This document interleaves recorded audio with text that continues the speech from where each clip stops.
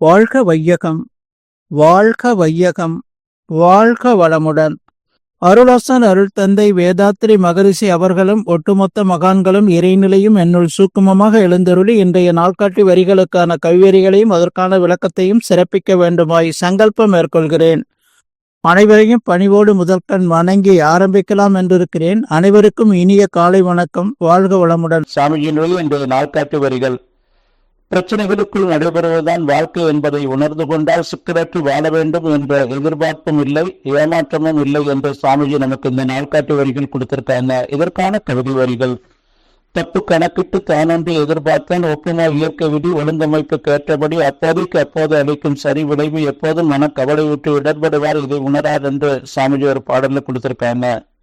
இன்னொரு பாடல்ல கவலை என்பது உள்ளத்தின் கொடிய நோயான் கணக்கு தவற என்ன மாற்றலாம், கவலை என்பதோ வாழ்வில் சிக்கல் கண்டு கலங்கி மனம் திகைப்படையும் நிலையாகும், கவலை உடல்நலம் உள்ளநலம் கெடுக்கும், கண்முதலாய் பொறியீந்தில் வளம் கெடுக்கும், கவலையை முயற்சி சிந்தனை இவற்றால் கடமையினை தேர்ந்தாற்றி வெற்றி கொள்வோம் என்று சாமிஜி நமக்கு இந்த கவிதை வரிகள் கொடுத்திருக்கிறாங்க. சாமி சொல்லுவாங்க, தடைபட்ட ஆசை சினமாகிறது, செயல்படாத சினம் கவலையாகிறது, சிக்கலால் கவலை உருவாகின்றது. கவலை உடலுக்கும் மனதுக்கும் பாதிப்புகளை ஏற்படுத்தும். திறனான கவலை உருவாகிறதுன்னு சொல்றாங்க. இயற்கையால் எழும் கவலை, சமுதாய அமைப்பால் எழும் கவலை, குடும்ப உறுப்பினர்களால் எழும் கவலை, தன்னாலேயே எழும் கவலை என சுவாமிஜி நமக்கு இந்த கவலை எப்படி நமக்கு உருவாக்குறது என்று சொல்றாங்க. மனித வாழ்வில் சிக்கல் இல்லாம வாழ முடியாது.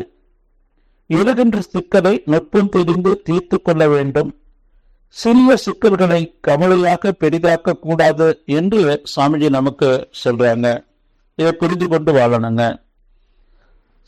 சிக்கல் வாழ்வின் இயல்பு என உணர்ந்து தேவைகளை குறைத்து எதிர்பார்ப்புகளை தவிர்த்தால் கவலையின்றி வாழலாம். ஆசை தடைப்படும் போது பொருள் மீது நபர் மீது ஏற்படும் பொருத்தமில்லா சினம் செல்லாத விடத்தில் ஏற்படும் கற்பனை வலையே கற்பனையான எண்ணமே கவலை என்று சாமிஜி நமக்கு விளக்குறாங்க.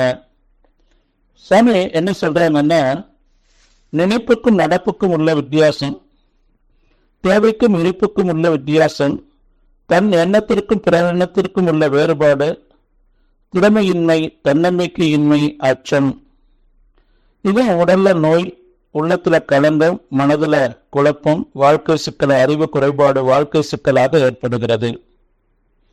நாம ஒவ்வொரு மைக்ரோ செகண்டும் நம்முடைய அறிவாட்சி தரத்தை அறிவு திறந்த நாம எப்பவுமே உயர்த்தி நாம வாழ பழகி கொள்ளணும். இயற்கை தத்துவ அறிவு, நுண்ணான் நுழைவுடன் அறிவு, உள்ளுணர்வு அறிவு, தெளிந்த அறிவு, மெய்யறிவு என்ற அந்த அறிவாட்சி தரத்தை நாம் உயர்த்தி கொண்டு வாழும்போது நாம வாழ்க்கையில எவ்வளவு பெரிய சிக்கல் வந்தாலும் அந்த சிக்கலை நுட்பம் தெரிந்து நாம தீர்த்து வாழக்கூடிய அந்த தெய்வீக நிலை நமக்குள்ள இருக்கும். சாமி சொல்றாங்க, நினைப்புக்கும் நடப்புக்கும் உள்ள வித்தியாசம். நாம ஒவ்வொரு மைக்ரோ செகண்டும் கற்பனையாக நாம ஒவ்வொன்றையும் நினைத்து கொண்டே வாழ்றோம். குடும்ப உறுப்பினர்கள் இப்படி எல்லாம் இருக்கணும், நாம இப்படி எல்லாம் வாழணும்னு சொல்லி அதுல தவறும் இல்லை.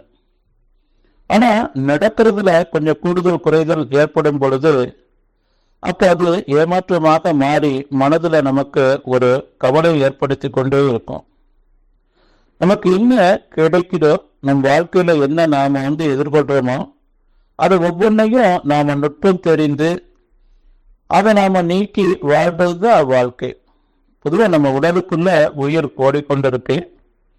அப்ப அந்த உயிர் ஓடிக்கொண்டு இருக்கக்கூடிய இந்த உடல்ல எப்படி அவ்வப்போது ஒரு சில தலைகள் வருது, இந்த தலைகள் நீங்குது, இந்த தலைகள் நீங்க நாம வாழக்கூடிய அளவுல நம்ம எளிய முறை உடற்பயிற்சி, உயிர்நல பயிற்சி நாம செய்து எப்படி உடலையும் உயிரையும் நட்பாக்கி கொண்டு வாழ்கிறோமோ அதே போல நம்ம வாழும் காலம் வரையிலும் நாம பெரிய அளவுல எந்த எதிர்பார்ப்பு இல்லாம சிக்கனமாக வாழ்ந்து நம்மை முழுமைப்படுத்திக் கொண்டு இறையற்ற தன்மைக்கும் மாற்றி அந்த இறைநிலையோடு இணைப்பை ஏற்படுத்தி கொண்டு வாழும்போது நாம மகிழ்ச்சியாக வாழலாம்.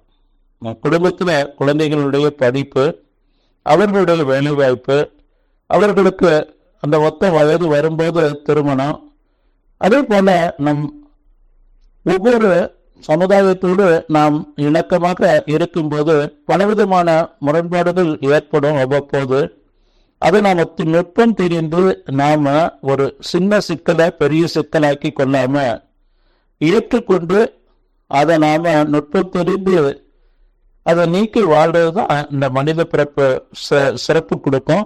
நாம் ஒவ்வொரு மைக்ரோ செகண்டும் நாம இந்த சாமிஜி நமக்கு கொடுத்திருக்கக்கூடிய கவலை ஒழித்தல நாம பயிற்சி மூலமாக தொடர்ந்து நாம செய்து வாழ்வுல எந்த சிக்கல் இல்லாம வாழணுங்க. சிக்கல் நீக்கி வாழ்றதுதான் அந்த தெய்வீக தன்மையை நம்ம பூரணமாக நமக்குள்ள உணர முடியும் என்று சொல்லி நண்பர்களோடு நிறைவு செய்து கொண்ட இன்றைய சிந்தனையில வாழ்க்கை வளமுடன், வாழ்க்கை வளமுடன்.